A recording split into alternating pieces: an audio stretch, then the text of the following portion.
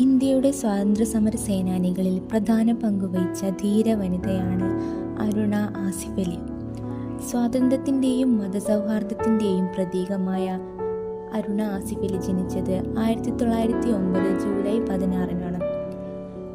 ബ്രാഹ്മണ കുടുംബത്തിൽ ജനിച്ച അരുണ ഉറുദു കവിയും ഇസ്ലാമിക നവോത്ഥാന നായകരിൽ ഒരാളും തന്നേക്കാൾ 23 വയസ്സ് കൂടുതലുമുള്ള ആസിഫ് അലിയുടെ ജീവിത പങ്കാളിയാവുകയും ചെയ്തു.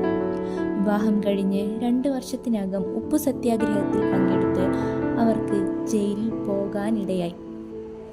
സ്വാതന്ത്ര്യ സമരത്തിൽ ഒഴിച്ചു നിർത്താനാകാത്ത പേരാണ് ക്വിറ്റ് ഇന്ത്യ സമര നായിക എന്നറിയപ്പെടുന്ന അരുണ ആസിഫ് അലി. ക്വിറ്റ് ഇന്ത്യ സമരവുമായി ബന്ധപ്പെട്ട് 1942 ഓഗസ്റ്റ് 9 അരുണ ബോംബെ സമ്മേളനത്തിൻ്റെ നേതൃത്വം ഏറ്റെടുത്തുകൊണ്ട് ഗോവാലിയ ടാങ്ക് മൈതാനിയിൽ ഇന്ത്യയുടെ ത്രിവർണ്ണ പതാക ഉയർത്തി. തുടർന്ന് ബ്രിട്ടീഷ് സർക്കാർ അറസ്റ്റ് വാറണ്ട് പുറപ്പെടുവിച്ചതിനെ തുടർന്ന് അരുണ ഒളിവിൽ പോയി.